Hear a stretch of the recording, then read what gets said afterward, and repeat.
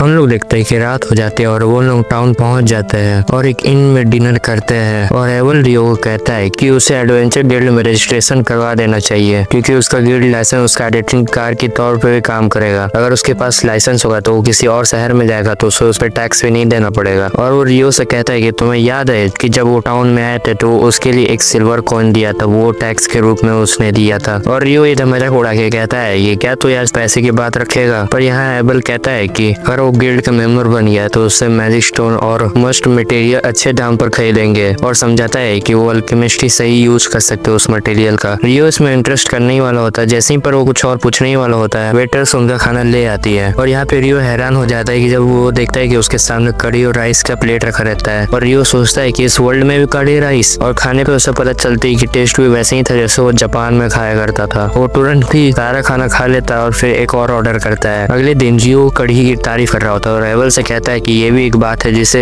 एवल मेरे से बात छुपाई, और भी जो सीक्रेट है वो बता दो। एवल अब थोड़ा शौक रह जाता है कि रियो सिर्फ टाउन के बारे में पूछना चाह रहा था। पर यहाँ पे एवल ऑकवर्डली कहता है कि उसे स्वीट्स पसंद नहीं है और वहाँ से निकल जाता है। रियो को ये थोड़ा सस्पिशियस लगता है पर वो कुछ नहीं बोलता और वो अपनी सफर जारी रखते हैं आगे तक। और कुछ दिन बाद वो लून टाउन पहुंच जाते हैं। जब वो सिटी के गेट पे पहुंचते हैं, गार्ड एवल को पहचान लेता है और बोलता है कि सबको चिंता थी, तुम 2 महीने से गायब थे। एवल कहता है कि वो रियो की वजह से सेफली वापस आ गया। गार्ड एक्साइटली लियो के साथ हाथ मिलाता है और उसका शुक्रिया करता है कि उसने एवल की जान बचाई। फिर उन्होंने टाउन के अंदर चले जाते हैं। फिर एवल रियो से कहता है कि सीधा गिल्ड चलते और तुम्हारी गिल्ड आईडी बनवा लेते हैं, क्योंकि उसके साथ होने से उसकी गिल्ड आईडी जल्दी बन जाएगी और साथ ही साथ एक बढ़िया रैंक भी मिल सकता है। वो बताता है कि नॉर्मली नए एडवेंचर को F रैंक दिया जाता है, लेकिन अगर कोई B रैंक या उससे ऊपर वाले रैंक का रिकमेंडेशन दे तो वो D रैंक तक सीधा पहुंच सकते हैं। गिल्ड पहुंचते ही सब एवल को घेर लेते हैं जैसे कि कोई सुपरस्टार वापस आ गया हो। और रियो ये सब देख के खुश होता है और रियो सोचता है कि वो यहाँ से थोड़ी देर चल जाता है और एवल को थोड़ी देर एंजॉय करने दे अकेले, और फ्रेश एयर लेने बाहर चला जाता है। वहाँ चलते चलते ही एक एल्फ लड़की से टकरा जाता है। उसकी पॉइंटी एयर और उसकी खूबसूरता देख के उसे बहुत अच्छा लगता है, लेकिन एक एल्फ भी उसकी आउटफिट को देख के हैरान होती है और वो पहचान जाती है कि ये पेरी किंग का कोट है और कहती है कि पेरी किंग ने इसे गिफ्ट दिया होगा, इसका मतलब वो रियो को पसंद करता है। लेकिन रियो को यहाँ पे कुछ समझ नहीं आ रहा होता है कि वो क्या कह रही है। और एल्फ कहती है कि वो बहुत जल्दी मिलना चाहेगी पर अभी नहीं, फिर कभी मिलेंगे। रियो वहीं पे कंफ्यूज खड़ा था और जब एवल बाहर आता है और उसे अंदर बुलाता है, फिर वो रियो को सभी से इंट्रोड्यूस कराता है और कहता है कि रियो नहीं उसकी जान बचाई है। रियो खुश हो जाता है जब सब उसकी तारीफ कर रहे होते हैं कि उसने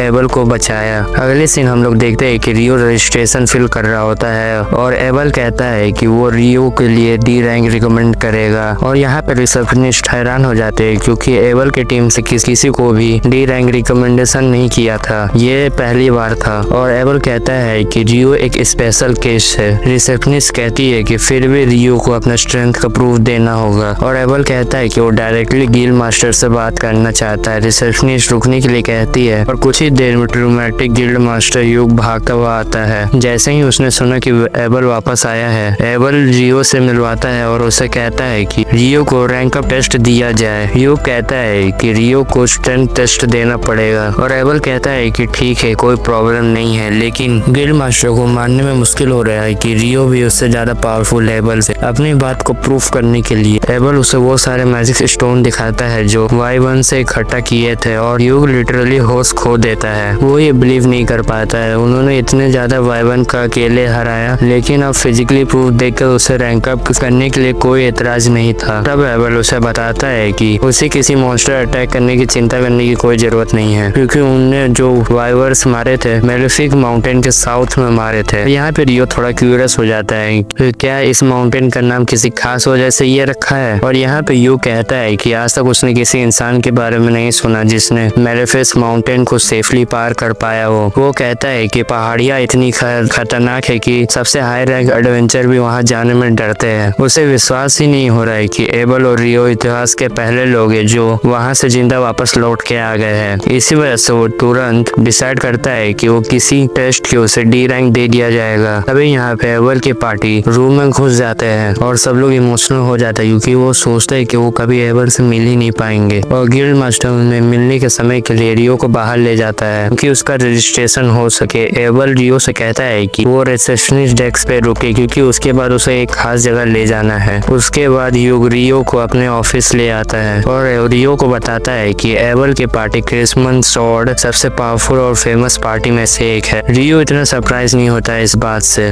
लेकिन उसे ये डाउट होता है कि वो बिना किसी टेस्ट के वो डी रैंक डिजर्व करता है। ह्यूग उसे कहता है कि वो जानता है कि एबल कितना टैलेंटेड है, लेकिन वो भी अभी अकेले इतने सारे वाइवर्स को नहीं मार सकता। इसलिए उसे पूरा यकीन है कि उसने रियो ने उनके खिलाफ लड़ने में उसकी मदद की होगी, इसी वजह से वो डी रैंक के लिए लायक है। तभी रिसेप्शनिस्ट नीना ऑफिस में आती है सारे रजिस्ट्रेशन सामान लेके। ह्यूग उसे कहता है कि अब वो उसका रजिस्ट्रेशन हैंडल करे क्योंकि वो अब उसका पेपर वर्क काफी ज्यादा है जिसे वो अपना हैंडल करना चाहता है। नीना यहाँ पे अपना परिचय देती है, फिर बेसिक इंटरव्यू क्वेश्चन पूछना शुरू करती है और यहाँ पे वो कंफर्म करती है कि वो एक मेज है। फिर उसके मैजिक एलिमेंट के बारे में पूछती है और वो बोलता है कि मेरा वाटर एलिमेंट है। जब वो पूछती कि वो कहाँ रहता था तो रियो कहता है कि वो अब सिटी में पहली बार आया है। नीना कहती है कि वो के लिए पहले 300 दिन वो गिल्ड लोडिंग में रुक सकता है। नीना पूछती है कि क्या उसने कभी डंजन देखा है और वो कहता है कि नहीं। तो वो एक monthly introductory dungeon engineering course के बारे में बताती है जो नया एडवेंचरर को गिल्ड और टिप्स देता है। जब वो पूछती है कि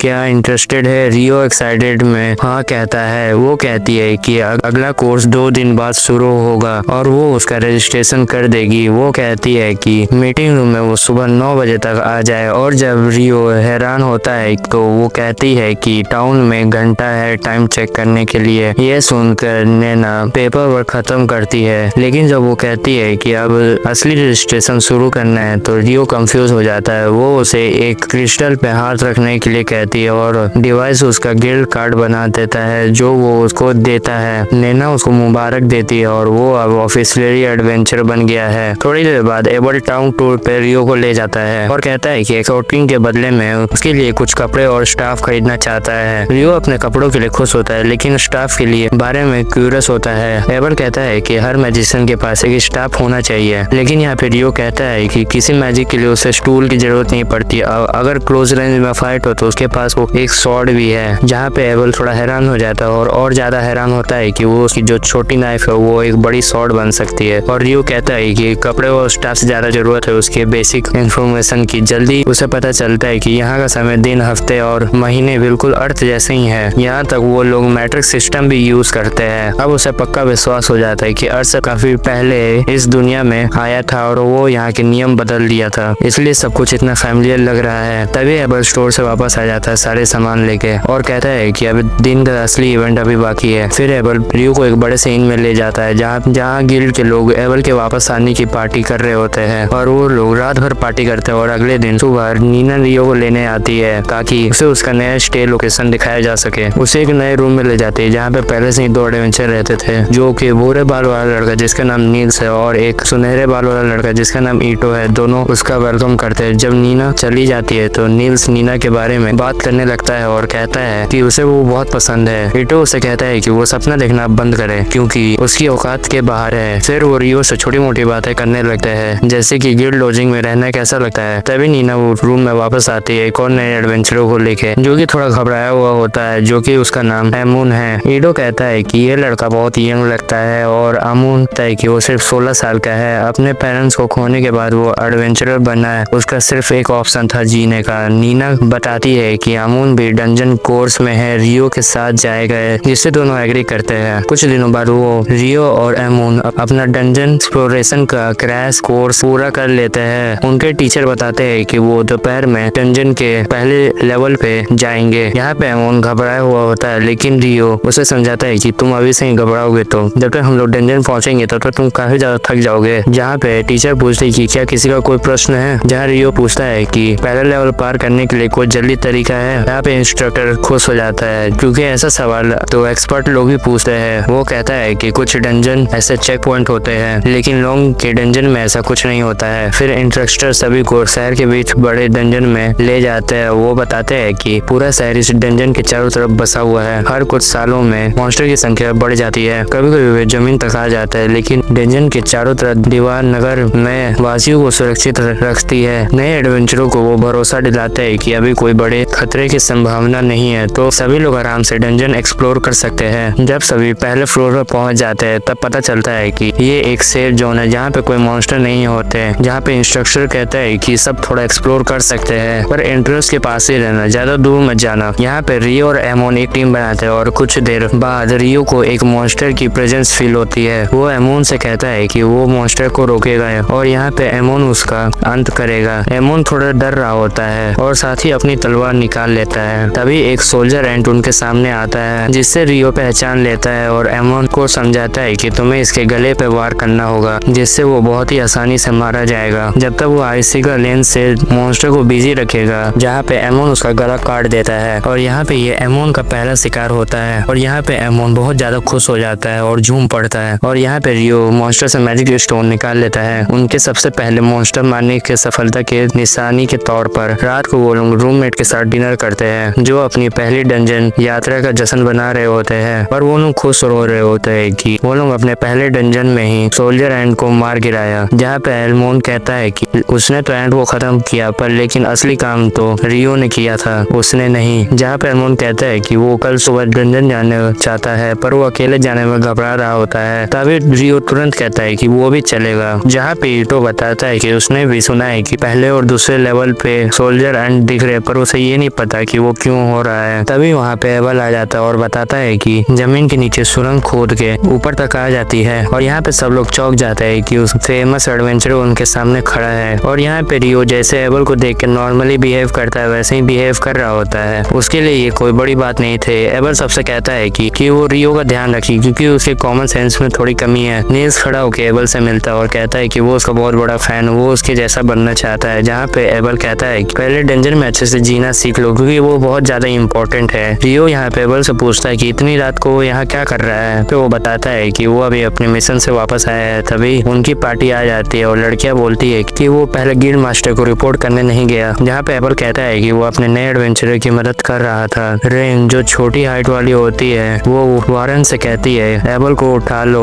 वारन जल्दी ही एबल को उठा लेता है। जहाँ पे एबल बच्चों जैसा चिल्लाने लगता है। फिर रेन यहाँ पे रियो को देखती है जिस वजह से रियो थोड़ा घबरा जाता है। जहाँ पे रियो बोलता है कि क्या हुआ, मैंने कुछ गड़बड़ा कर दी क्या। यहाँ पे स्ट्रेस लिया लेन को समझाती है और रियो से माफी मांगती है। जैसे ही वो लोग यहाँ से जाते हैं ईटो और नीलस फैन बॉय की तरह उनकी तारीफ करते हैं, लेकिन रियो समझ नहीं पाता कि उन्हें उस फाइट में क्या पसंद आया। उसे तो कुछ खास नहीं लगा, वो तो एक नॉर्मल की लगे। लिया रीन से कहती है कि रियो को भूलना ठीक बात नहीं थी, पर लीन कहती है कि वो बस एक क्यूरियस थी क्योंकि एबल हमेशा रियो के मैजिक की तारीफ करता था। रिया भी कहती है कि वो रियो के मैजिक को लेकर क्यूरियस है। जहाँ पे एबल कहता है कि जल्दी सभी को रियो की असली कला देखने को मिलेगी, चिंता मत करो। अगले दिन रियो और एमोन फिर डंजन जाते हैं और इस बार उनका सामना मॉन्स्टर डॉग से होता है। रियो आइसिका लेंस को डॉग को रोकने में काम आ रहा था, जबकि एमोन अपनी तलवार से कुछ वो मार गिराता है। जहाँ पे रियो ब्रेक में कहता है एमोन से कि एमोन का जो शॉर्ट स्टाइल वो एबल की याद दिलाता है। एमोन उससे बताता है कि उसके टीचर का नाम कीरो है जो राजधानी के बड़े स्कूल में ट्रेन हुए होंगे। फिर रियो सोचता है कि एबल भी वहीं पे ट्रेनिंग किया होगा। उसे ये भी लगता है कि एमोन में काफी पोटेंशियल है एक बहुत ही पावरफुल एडवेंचरर बनने का। जहाँ पे एमोन रियो के स्वॉर्ड ज्ञान से प्रभावित होता है, खास करके क्योंकि रियो एक मेज है तभी भी वो एक स्वॉर्ड चला सकता है। रियो कहता है कि उसने अपने टीचर के साथ प्रैक्टिस की थी पर अपना स्टाइल खुद बनाया है। रियो आगे कहता है कि एमोन का थका देने वाला है पर फ्यूचर के लिए सुरक्षित है, उसे अपनी स्टेमिना पे काम करना चाहिए। रियो कहता है कि एबल सो अपनी स्वॉर्ड फॉर्म प्रैक्टिस करता है, जिससे पता चलता है कि प्रतिभा के साथ मेहनत भी बहुत जरूरी है। एमोन यहाँ पे मोटिवेट होता है और कहता है कि वो भी बिल्कुल मेहनत करेगा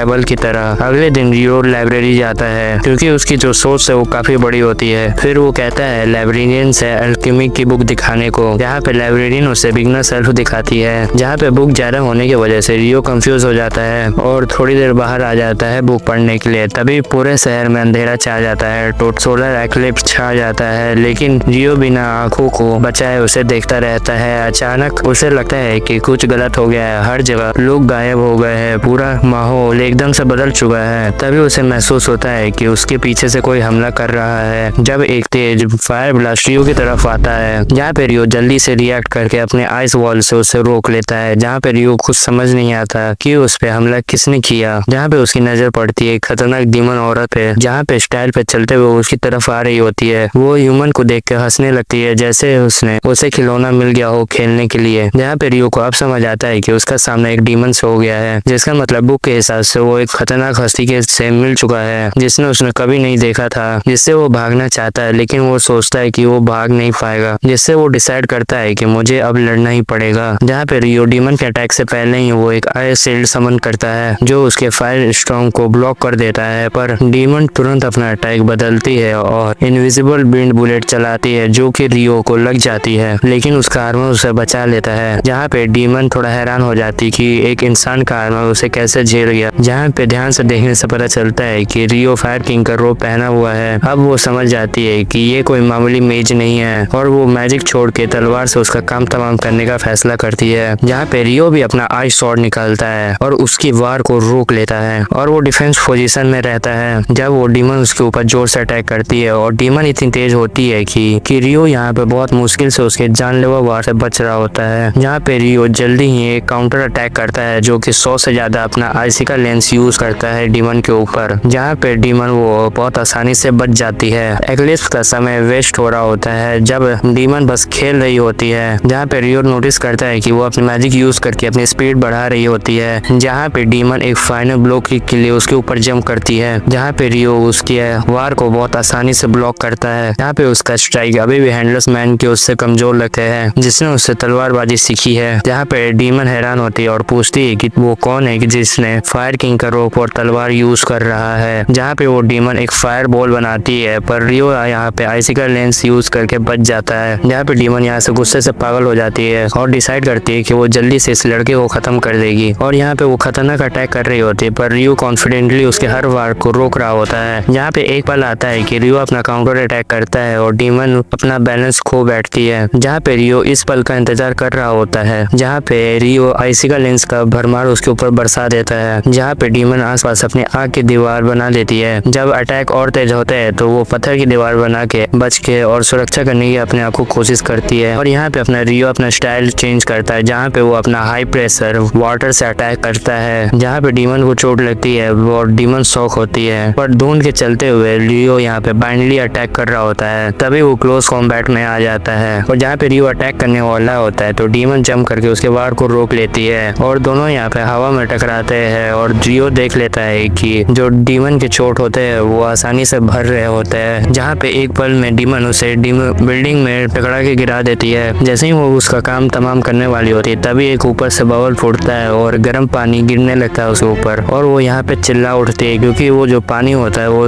उबलने वाले पानी से भी ज्यादा गर्म था। जहाँ पे वो एक स्टोन का शील्ड बना के अपने आप को कवर कर लेती है। तब तक रियो नीचे आ जाता है। फिर उसके बाद अचानक डीमन एक पावरफुल मैजिक फ्लेम का धमाका करती है और यहाँ पे सबको जला देती है। वो रियो की तरफ बढ़ती है पर एक्लिप्स खत्म होने ही वाला होता है और जैसे ही धूप उसकी तलवार पे पड़ती है तो वो टूट जाती है और यहाँ पे डीमन कहती है कि उनकी ये लड़ाई अभी पूरी नहीं हुई है। यहाँ पे रियो कहता है यहाँ से सीधा निकल जाओ अपने घर। यहाँ पे डीमन हंसकर अपना नाम नॉर बताती है और पूछती है कि तुम्हारा नाम क्या है। जहाँ पे रियो अपना नाम बताता है। जहाँ पे रियो बोलता है कि तुम एक डीमन हो ना, सच बताना। जहाँ पे नॉर सुन के हैरान हो जाती है कि वो डीमन के बारे में जानता है। जहाँ पे वो कहती है कि वो रियो के साथ उसे खेलना नहीं चाहिए था, एक ही बार में उसका काम तमाम कर देना चाहिए था, लेकिन वो कहती है कि वो फिर मिलेंगे और अगली बार वो ज्यादा पावरफुल होके आएगी। और वो कहती है कि ऐसा हो सकता है कि रियो मुझसे पहले किसी और डीमन से मिल सकता है और कहती है कि तुम्हें जिंदा रहना पड़ेगा क्योंकि तुम्हें खत्म करने के लिए मैं ही आऊंगी। यहाँ पे रियो हैरान होता है तभी एक्लिप्स खत्म हो जाता है और सब कुछ एकदम नॉर्मल हो जाता है जैसे कि कुछ हुआ ही ना हो। रियो को सब अजीब लगता है और रियो डिसाइड करता है कि कुछ किताबें खरीद के वो रेस्ट करेगा। वो बैंक जाता है पैसे निकालने जिससे वाइवन मार के स्टोन निकाल के उसने सबमिट किए थे और जहाँ वो अपने रूम में जाता है तो वो देखता है कि उसके दोस्त वहाँ पे उसे नहीं मिलते हैं और वो जैसे ही निकलता है तो वो देखता है कि कुछ एडवेंचर उसके दोस्त को तंग कर रहे हैं। निन्स और ईटो